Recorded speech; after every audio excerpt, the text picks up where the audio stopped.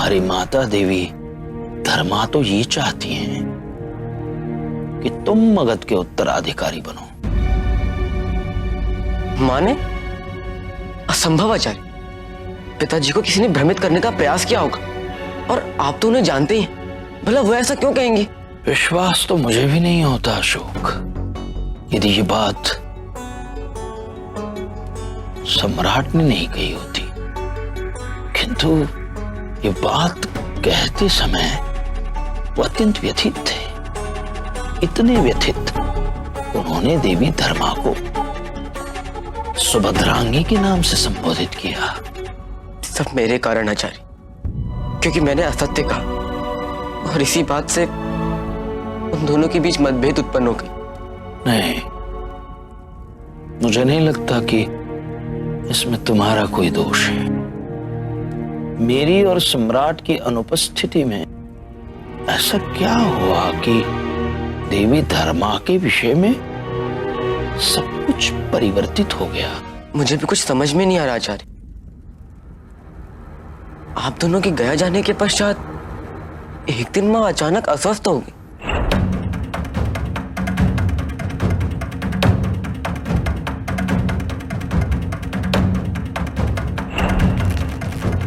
तुम चिंता मत करो, रानी धर्मा का मैं ध्यान रखूंगी। अशोक जो कह रहा है सही कह रहा है। मैं अशोक की पीड़ा समझ सकती हूँ। इसने जो भी किया वो एक पुत्र का माँ के प्रति कर्तव्य था।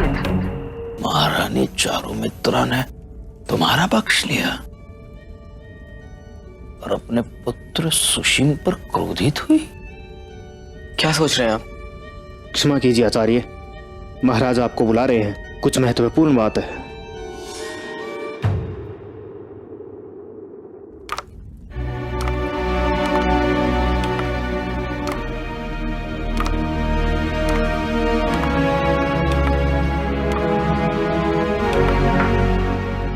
आचार्य,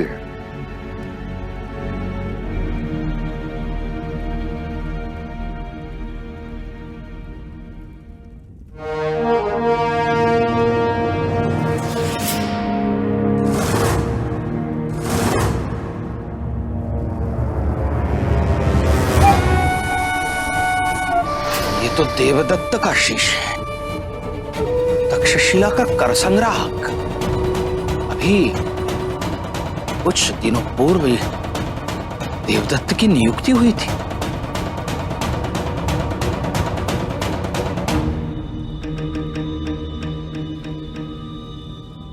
इनकी ऐसी क्रूर हत्या इसलिए की गई क्योंकि इन्होंने वो दुस्साहस किया जिसे करने का साहस आज तक कोई नहीं कर पाया था।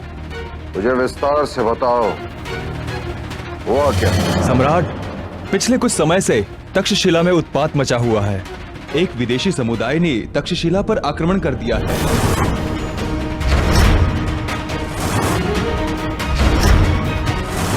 और अब उसको अपने अधीन करने का प्रयास कर रहे हैं।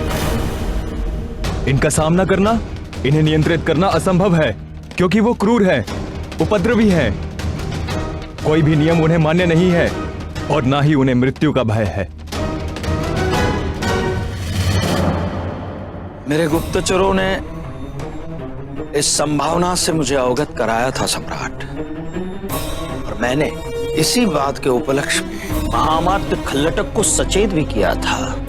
किंतु मुझे नहीं लगता कि महामात्य खल्लटक ने इस बात की गंभीरता पर कोई विचार भी किया। सम्राट, मैंने तक्षशिला के प्रांतपाल को संदेश भेजा था, परंतु उनकी ओर से कोई उत्तर नहीं आया, इसलिए आचार्य की चेतावनी की पुष्टि न हो सकी। ऐसा विश्वासघात अक्षम्य है। मैं स्वयं तक्षशिला के लिए प्रस्थान करूंगा, अविलंब। हम अपने पिता से सहायता भी मांग सकते हैं। उनकी सेना तक्षशिला के समीप ही तो है। नहीं माँ, आपकी पिताश्री की सहायता लेंगे तो तक्षशिला के संग्राहक ये समझेगा कि मगध की सेना अकेले इस युद्ध के लिए सक्षम नहीं है, इसलिए वो मकदुनिया की सेना का समर्थन ले रही हैं। सम्राट अब बहुत दिनों से पाटलिपुत्र से दूर रहे हैं। इस समय आपकी उपस्थिति यहाँ अनिवार्य है। फिर कौन जाएगा आचार्य? आपका ज्येष्ठ पुत्र राजकुमार सुशील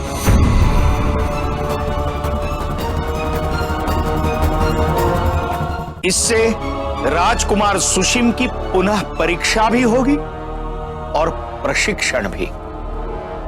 मुझे लगता है इस कार्य के लिए राजकुमार सुशील को तक्षशिला भेजना उचित होगा। आचार्य के सुझाव से मैं सहमत नहीं हूं। यह समय परीक्षण अथवा प्रशिक्षण का नहीं है, और राजकुमार सुशील की आयु भी क्या है, और न ही उन्हें इतनी बड़ी समस्या का सामना करने का कोई अनुभव है। जब सुशील प्रभारी राजा बन सकता है तो मगध के लिए तक्षशिला की समस्या का समाधान करने का दायित्व क्यों नहीं उठा सकता? तो ऐसे तो राजकुमार अशोक को भी भेजा जा सकता है, वो भी तो प्रभारी राजा बनने के इच्छुक थे, और राजकुमार सुशील को एक अवसर मिल चुका है। क्यों ना इस बार हम राजकुमार अशोक को यह अवसर दें? इससे दोनों भाइयों में एक समानता का भाव भी स्थापित हो जाएगा। अत्यंत योग्य कहा आपने, किंतु इससे पूर्व जो भी घटनाएं घटित हुई हैं उससे स्पष्ट हो जाता है कि राजकुमार अशोक ने भावुक होकर ही ये सारे निर्णय लिए थे और जो उचित नहीं थे। और तो और एक कन्या के प्राणों की रक्षा करने के लिए अशोक ने अपने प्राणों को संकट में डाल दिया था। और जो इतना व्यक्तिगत हो जाता है उसे इतना बड़ा दायित्व सौंपना यह उचित नहीं है सम्राट, क्योंकि राजकुमार अशोक को राजकुमार के भांति अनुशासित होना अभी सीखना है। मैं मानता हूं कि उन्होंने भावुक होकर निर्णय लिए, परंतु जब वो राजकुमार घोषित भी नहीं हुए थे तब भी हम उनकी वीरता से, उनके विवेक से परिचित हुए थे। वो मगध के महायोद्धा बने, राज परिवार की रक्षा की उन्होंने, और उनकी कूटनीति का परिचय हमें तब मिला जब उन्होंने रानी निहारिका को चर्चा के लिए तैयार किया। इस कार्य के लिए उनके अवगुणों से अधिक महत्वपूर्ण है उनके गुणों पर ध्यान देना। नहीं, मैं अशोक के गुणों की उपेक्षा नहीं कर रहा हूं, किंतु मेरा यह मानना है कि कूटनीति की दृष्टि से सुशील का तक्षशिला जाना योग्य होगा और उपयुक्त होगा।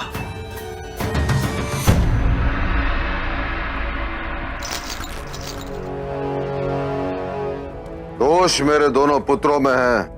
पीछे जो कुछ भी हुआ उसके उपरांत मुझे उन दोनों की योग्यता को पुनः परखना होगा। उसके पश्चात ही मैं निर्णय लूंगा कि तक्षशिला के समस्या के समाधान हेतु कौन अधिक योग्य है।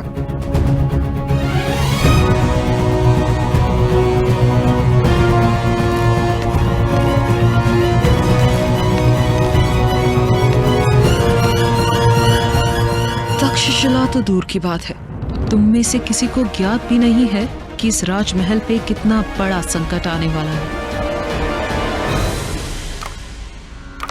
आपने सुशील को तक्षशिला भेजने का प्रस्ताव क्यों रखा आचार्य? इतने महत्वपूर्ण कार्य के लिए आपने अशोक का चयन क्यों नहीं किया? आचार्य, अशोक के पास एक बड़ा अवसर था अपनी योग्यता सिद्ध करने का। मैं चाहता हूं कि अशोक सम्राट के समीप ही रहे। क्षमा कीजिएगा आचार्य, किंतु सुशील को हम सब देख चुके हैं। आचार्य, वो तक्षशिला में कुछ नहीं कर पाएगा। तक्षशिला की अराजकता पर हम आज नहीं तो कल निश्चित रूप से नियंत्रण प्राप्त कर लेंगे। मेरी चिंता तो है यदि मगध का उत्तराधिकारी सुशील बनेगा तो मगध खंड खंड में बढ़ जाएगा। यदि सुशील का आकलन करना है तो तक्षशिला की अराजकता पर नियंत्रण प्राप्त करने के लिए उसकी क्रूरता अत्यंत उपयुक्त होगी। अशोक में अहिंसा का भाव है, वो मगध की रक्षा करने के लिए स्वयं के प्राणों का बलिदान भी दे सकता है, किंतु किसी के प्राण नहीं ले सकता। इससे विपरीत सुशीम अपने प्राणों की रक्षा करने के लिए किसी के भी प्राण ले सकता है। समझो राधागुप्त, अशोक को उसके पिता का सामीप्य चाहिए, और उन दोनों पिता पुत्र में जो दूरी बढ़ी है, उस दूरी को मिटाना इस समय अत्यंत आवश्यक है। और अशोक को अभी ये सीखना शेष है कि शासक का कोई भी निर्णय भावुकता के आधार पर नहीं लिया जाना चाहिए। और अशोक का मगध के सम्राट होने का सबसे महत्वपूर्ण प्रशिक्षण अब आरंभ होगा। आने वाले समय का सामना करने के लिए अशोक को तत्पर रहना होगा।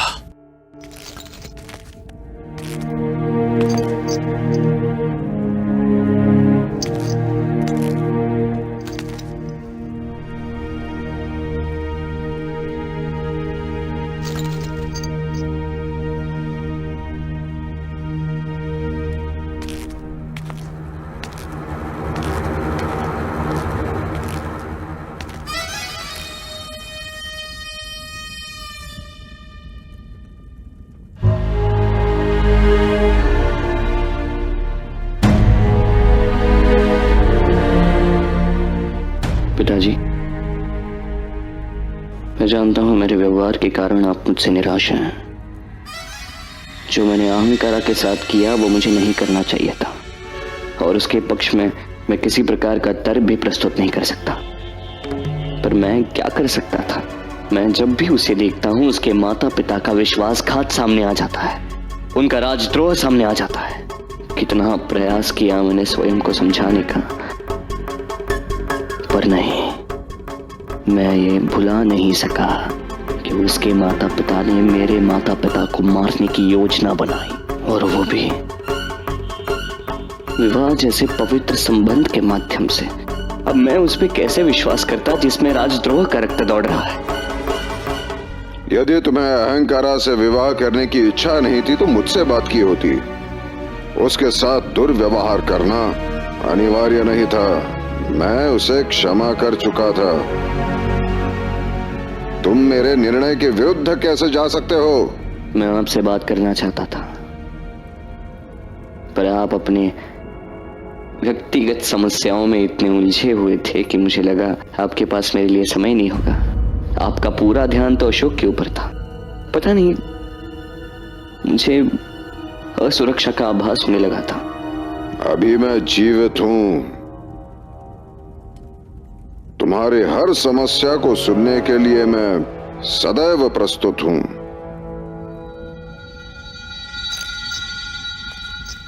एक अवसर दीजिए मुझे, ताकि मैं आपको आपका योग्य पुत्र बनकर दिखा सकूं। एक अवसर मैं तुम्हें अवश्य दूंगा सुशीम।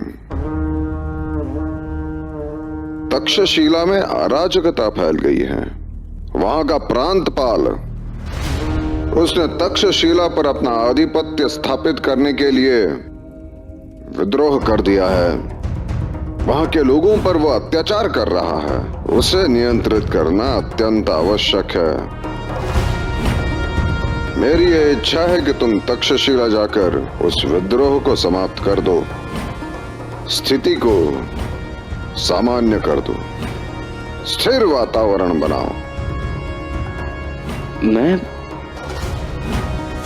मुझे विश्वास नहीं हो रहा है कि आपने इतने बड़े दायित्व के लिए मुझे चुना। मैं अवश्य जाऊंगा पिताजी।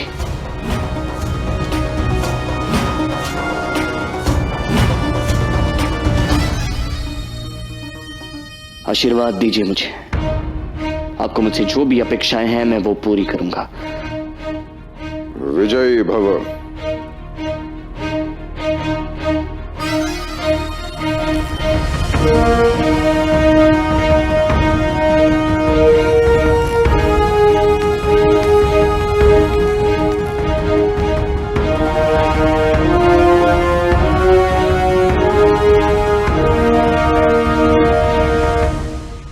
आपने अपने ही पैर पर कुल्हाड़ी क्यों मार दी राजकुमार? ये आप क्या कह रहे हैं महामाते? तक्षशिला मगध के प्रमुख प्रांतों में से एक है और सम्राट का सुशीम पर विश्वास करना, वो भी अशोक से अधिक विश्वास करना, ये तो और भी अच्छी बात है। ये तो सुनहरा अवसर है सुशीम के लिए। मुझे समझ नहीं आ रहा, आप ही तो सदैव ये कहते आ रहे हैं कि ऐसा कुछ करो जिससे पिताजी महाराज प्रभावित हो जाए। बस सब अवसर मिल गया, बस देखते जाइए मैं क्या क्या करता हूं। आप नहीं समझ रहे हैं राजकुमार, मैं भी आपकी उन्नति देखना चाहता हूं, परंतु तक्षशिला के लिए आपके स्थान पर मैंने अशोक का नाम दिया। इसके पीछे कोई कारण था और वो कारण ये है कि तक्षशिला जाना आत्महत्या करने से कम नहीं। मेरा कोई क्या करेगा? तक्षशिला मगध के अधीन है और मैं मगध के सम्राट का पुत्र हूं। अधीन है, परंतु केवल नाम के लिए। इस समय वहां संपूर्ण अराजकता की स्थिति है। अत्याचार, दास प्रथा अपनी चरम सीमा पर है। अखंड भारतवर्ष का सबसे बड़ा विश्वविद्यालय है वहां, परंतु लोग बुद्धि की नहीं, बल की भाषा में बात करते हैं, बल की भाषा समझते हैं।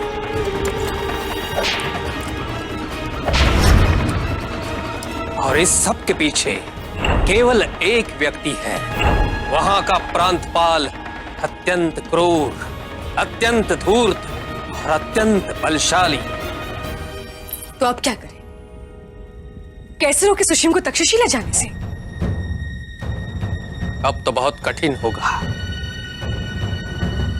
एक तो आचार्य चाणक्य पहले ही राजकुमार सुशीम का पक्ष ले चुके हैं और ऊपर से राजकुमार ने स्वयं प्रबल इच्छा व्यक्त की है वहां जाने के लिए।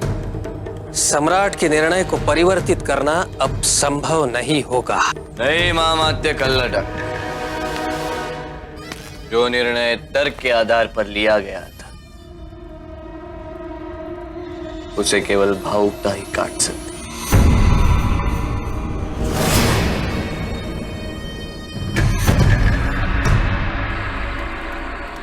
देखो, मशालों में अग्नि नहीं बची है, जाओ तेल भर कर आओ।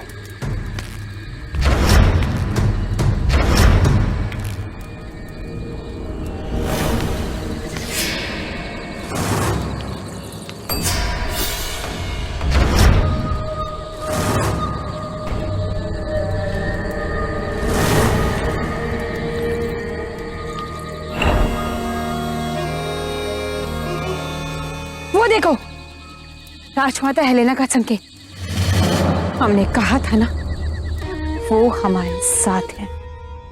तुम हमारे साथ चल रही हो नूर, और अगर कोई धोखा किया तो तुम्हारे बेटे के सामने तुम्हारा सर काट दूंगा। ये देखो, यहाँ से हम पश्चिमी दीवार पार करके इस गलियारे से होते हुए तुम बिंदुसार के कक्ष में जाओगे और हम अंतर महल में। लेकिन हाँ, ये गलियारा पार करने के लिए इस गलियारे के सभी सैनिकों को हमें मारना होगा, क्योंकि अगर इनमें से किसी भी सैनिक ने आक्रामक को संकेत दे दिया तो हमारी सारी तैयारियां बर्बाद हो जाएंगी। मारना है या मरना है, मारना है या मरना है, मारना है या मरना है, मारना है या मरना है।